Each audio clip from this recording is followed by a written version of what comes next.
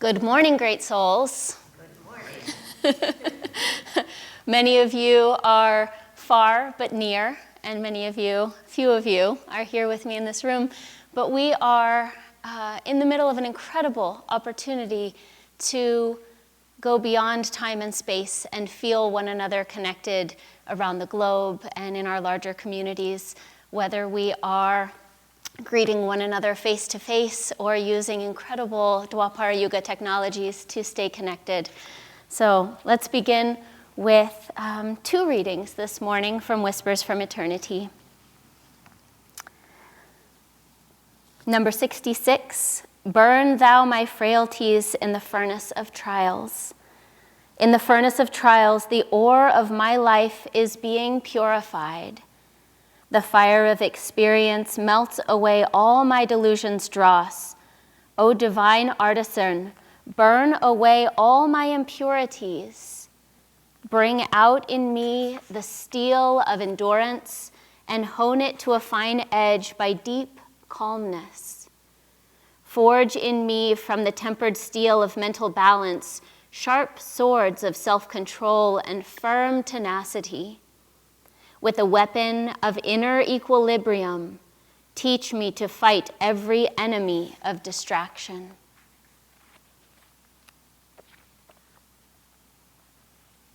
And number 81, demand for balance. O Spirit, teach me to pray and worship incessantly with deepest concentration. O Spirit, balance my meditation with devotion and purify my devotion with all surrendering love unto thee. What an incredible moment we find ourselves in, and one that is so filled with opportunity. I, like many of you, I'm sure, have spent the last few days and maybe even weeks trying to find how to meet this global phenomenon with the right actions and the right attitude. And it has been, for me, an interesting journey. And I'm sure for many of you, we're still in the midst of how do we move through this without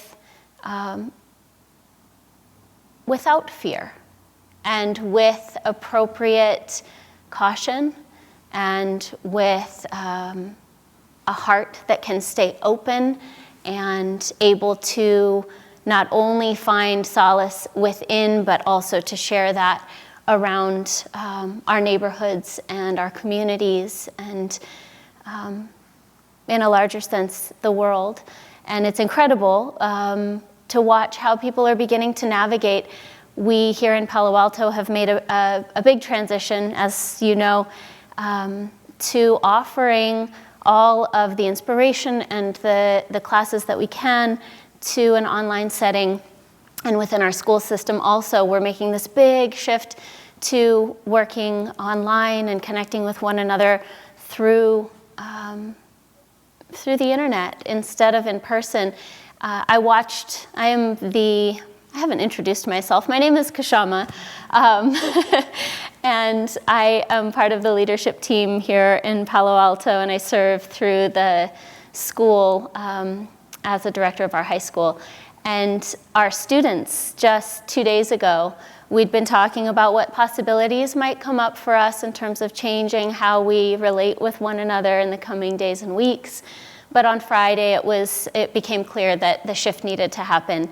And our students were remarkable in their response because they came to it with, at first, some shock and surprise, and then utter flexibility and creative solution finding. And it was fabulous to listen to and then try to help guide and support a discussion they started having about responses to a circumstance like this. I'm sure many of you have noticed that people are responding in all sorts of different ways to the coronavirus, and it seems that the number one priority is to make sure that you have a lifetime supply of toilet paper. Anywhere you go, it is gone. I saw somewhere there was a typo on a sign at Costco, and they had misprinted the date of when they would be replenished, and it basically said that they would be out for the next 23,000 years. But that's what it feels like right now. But our students, they came into this discussion and were debating whether it was more helpful or more human nature to go in a protectionist direction or a direction of generosity and care and inclusion. And they really were tussling with what is right action in this moment, and how do I make sure that I am taken care of and you are taken care of? What does that look like?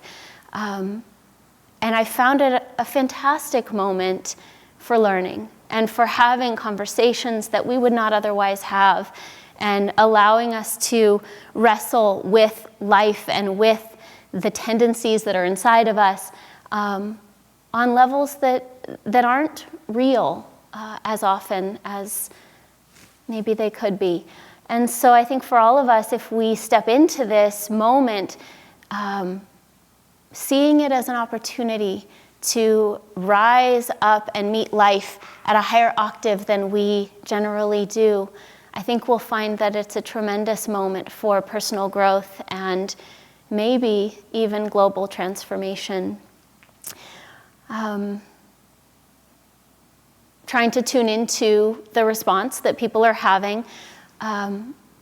It's been powerful to see the level of social responsibility that many people are choosing to embrace. And for me, the journey over the past few weeks has been, how do we step into being more cautious, more careful in how we work with hygiene, how we relate with one another, how we move as a society, without stepping into a consciousness of fear. And I found for myself that it was very easy to walk down the path of we need to change this and do this and do this, but it was all, at first for me, very much grounded in yikes, because we need to protect ourselves, and it was fear-based. And then at some point, with guidance and with conversation from many really beautiful souls throughout our Ananda communities, the conversation for me began to shift, and I began to wake up to this realization that yes, caution is important, but we can have careful action without it being rooted in fear, and that we can come to it from how do we act as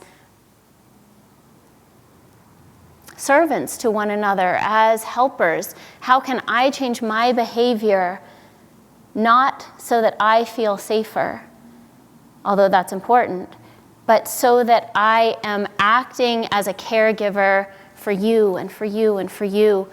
And as soon as I came into that relationship with it, my whole energy shifted, and it became much easier to make decisions, because it was no longer about me. It was about how can I serve? How can I be a kshatriya in this moment and use the life force in me to be of greater good to everyone around me. The conversation in our high school Friday became, sure, we are not a high-risk community, but if we choose to be careful, if we choose to make social action that protects others, not only are we listening to the guidance of the health communities around us, but we get to be a force for change and a force for good, and we get to be a blessing for people around us, which brings greater transformation. I was watching some videos that are coming through social media out of Italy, and my heart has been so opened by the Italians' response to this situation. I saw one little video of a cafe, And the gentleman was serving a cappuccino on a snow shovel to get it to the customer. And it was just delightful. And then there are other videos, if you go online, you'll find them, of entire communities in Italy, in these modern high-rise apartment buildings that are, side by side along narrow streets.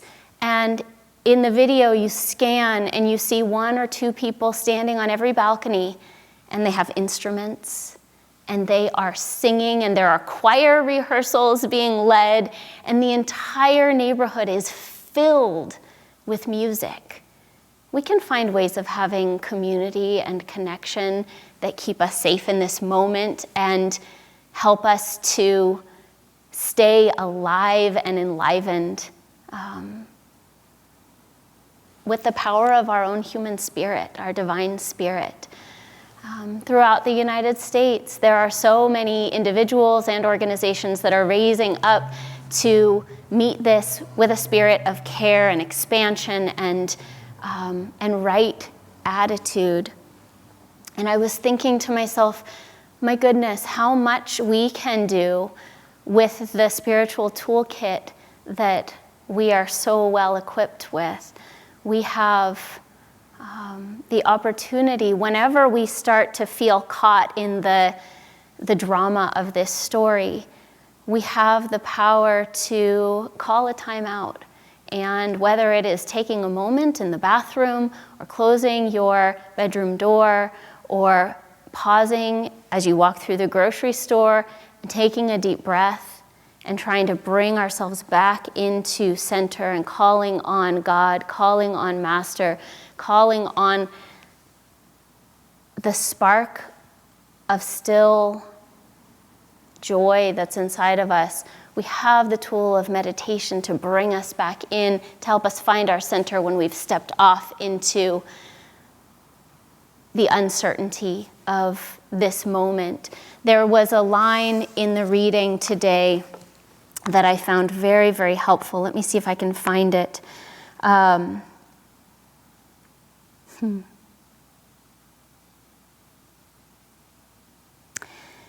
Intuitive perception, it is that insight which cannot be shaken by tempests of reasonable doubt. Reasonable doubt is available to us at all times if we choose to tune into it. But equally so is that intuitive perception that brings us into a place of calmness and clarity. And when we're resting in that place, it naturally allows our heart to open so that we can be receivers of solution consciousness and creativity and care, so that we continue to be resting in a place that feels good and right inside ourselves, but also offers the opportunity to serve our fellow human beings and the souls around us. I came up with a few other tools in our toolkit to remember, and many of us are finding that we will have a little extra time on our hands. This is an incredible opportunity as Americans, and I'm sure as global citizens around the world. We are becoming increasingly good at doing, and we spend a lot of time staying very busy doing. This is an opportunity to practice being and bringing it in, not so much in how we act and serve outwardly, but what we can do from a place of stillness and being in the moment and becoming more conscious of ourselves, not in an external egoic way, but of real awareness growing. We can, as I said, meditate. We can pray. We could spend hours every day praying for our loved ones or people we may not know or the leadership around the world. We can chant. And if you haven't found the resources that are available through many Ananda centers around the world, start looking. There are kirtans that are streamed. There are classes that are streamed. There are affirmations being put out, and increasingly so over the last few weeks. There are some magnificent recordings that have come through Ananda. There are beautiful offerings that are coming through here in Palo Alto in the village, and let's tune into those. If we find that in our days we are not able to fill our minds and our hearts with uplifted thoughts and energy, let's use the connection points that we still have available to us to uplift and raise our consciousness and the vibration of what we choose to bring in. Turn off the news and leave it off, and tune into spiritual vibration, upliftment, inspiration. We can practice Yogananda's healing techniques. There are whole books that can be absorbed and practices that can be incorporated. And when we are out and about, even if we are social distancing, smile. Smiling raises our own immune system, and it's incredibly contagious. So I was playing with this yesterday in Whole Foods. I happened to go, and it was not at a quiet time. Unfortunately, it was the only time available to me. And I decided that I was going to try and make as many people smile as I could. And sometimes it was a comment about how I wish there was toilet paper, or that I was noticing that people really, really, really are stocking up on pasta. But I commented to a gentleman, I'm just enjoying watching people's faces as they stare at all the empty shelves. And he laughed, and we just had a moment. And then I walked down in another aisle, and somebody glanced up at me. They were wearing a mask, and I smiled at them and said hello. And they quickly walked by me, but as they walked by, I could see the little smile creases, even though I couldn't see their smile behind the mask that they were wearing. So be infected with joy and spread it wherever you can. And let's help to raise the vibration of people that are complete strangers. Get out in nature. Use the healing power of the natural world to revitalize yourself and fill you with energy and wonder and beauty, so that you can continue to be a light in the world. As we move, I think it's really important that we remember a few key attitudes and the actions that go along with those.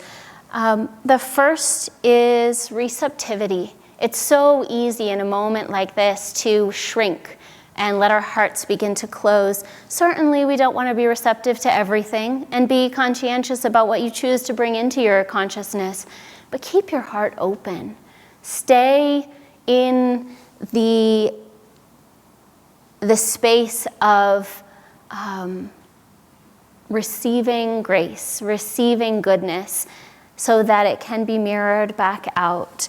There's a beautiful prayer in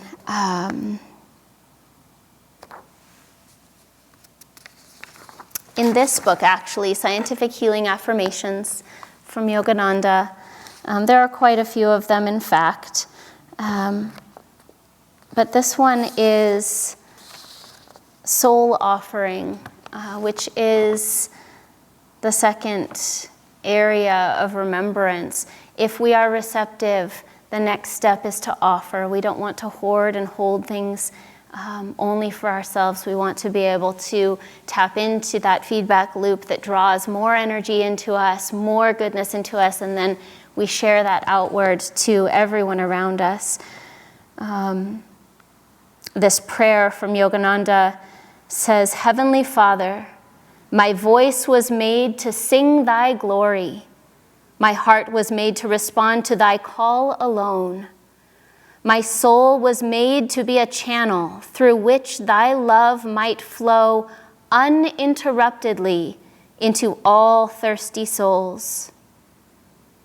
And then he goes on, as I radiate love and goodwill to others, I will open the channel of God's love to come to me.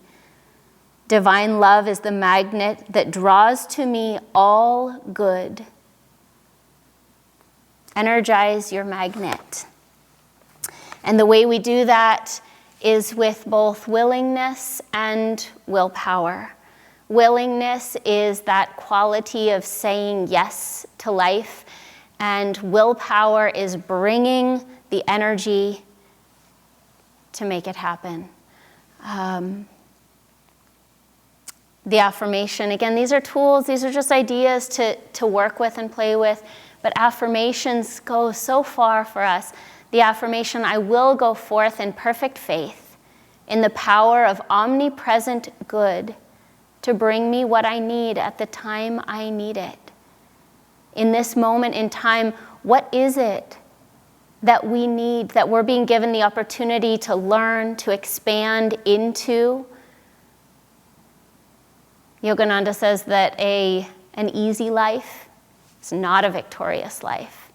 So what is our opportunity right here in this moment, with whatever challenges, worries, concerns are coming into your consciousness? What is it to be learned, and how can you expand beyond those restrictions, even in the midst of the moment that we are in, not wishing it to be different, but allowing ourselves to change and transform from the inside outward. Listening to a recording from Devi and Jyotish and Dr. Peter yesterday coming out of the village, Devi reminded us that we are an army of light. We are warriors of light, and it is our duty and also a great, great blessing to move through the world with that attitude.